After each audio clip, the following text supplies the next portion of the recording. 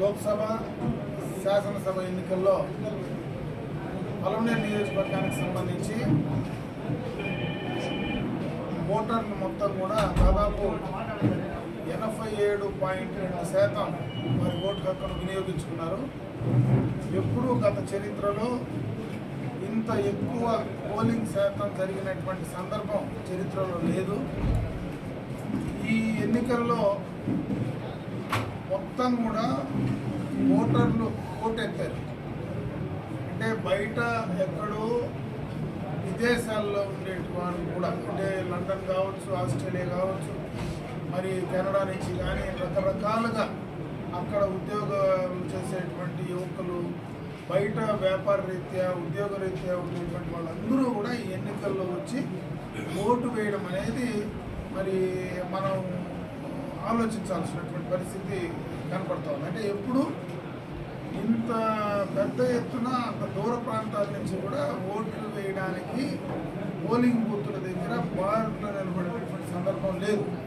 మరీ ముఖ్యంగా మధ్యతరగతి ప్రజానీకం ఎప్పుడు కూడా గతంలో అర్బన్ ఏరియాస్లో కానీ సెమీ అర్బన్ ఏరియాస్లో కానీ అక్కడ నిలబడి పోలింగ్ బూత్లో నిలబడి ఓట్లు వేసేది చాలా తక్కువ ఉండేది.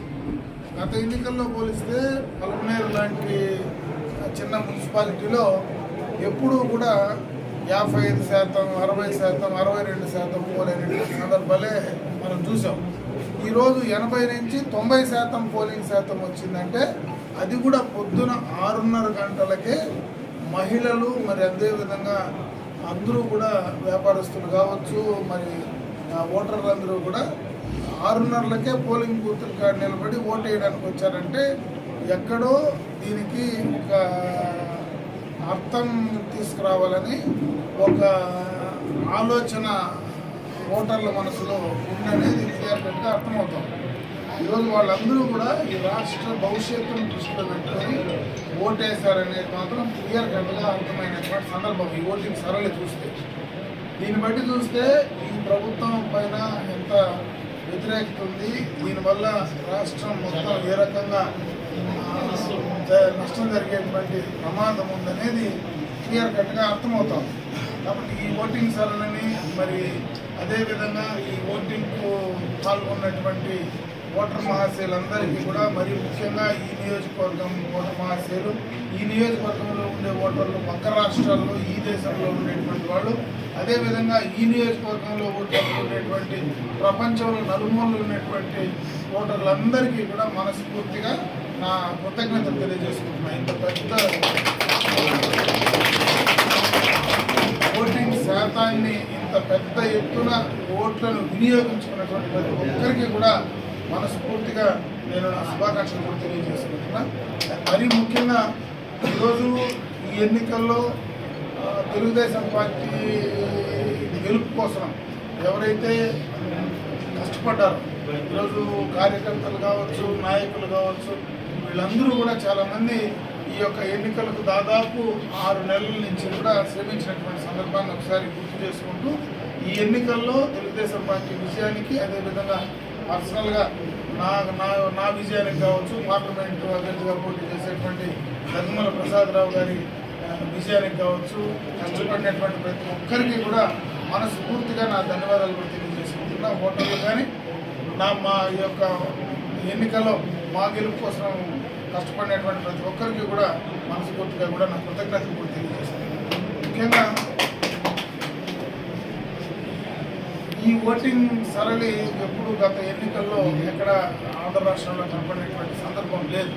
అయితే ఈ దఫా ఈ రకమైనటువంటి మెసేజ్ మనం ఇస్తున్నామంటే భవిష్యత్ తరాలు కూడా ఓట్ల పైన అవగాహన పెరగడానికి. ఎందుకంటే ఈరోజు ప్రతి ఒక్కరిని కూడా ఓట్లు హక్కు వినియోగించుకోమని ప్రభుత్వం చెప్తా ఉంది, స్వచ్ఛంద సంస్థలు చెప్తా ఉన్నాయి.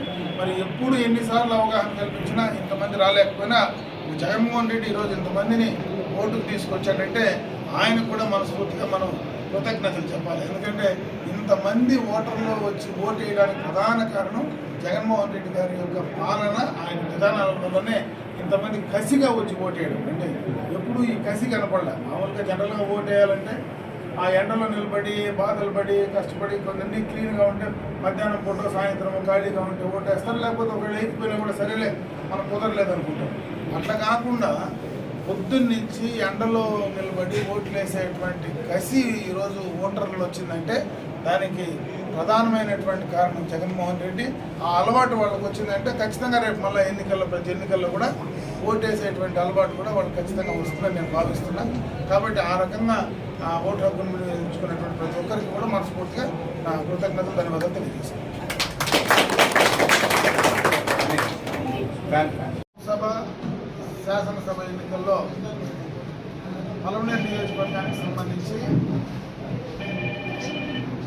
ఓటర్లు మొత్తం కూడా దాదాపు 87.2% వారి ఓటు హక్కును వినియోగించుకున్నారు.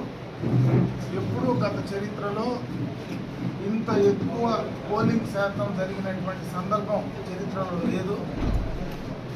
ఈ ఎన్నికల్లో మొత్తం కూడా ఓటర్లు ఓటెత్తారు.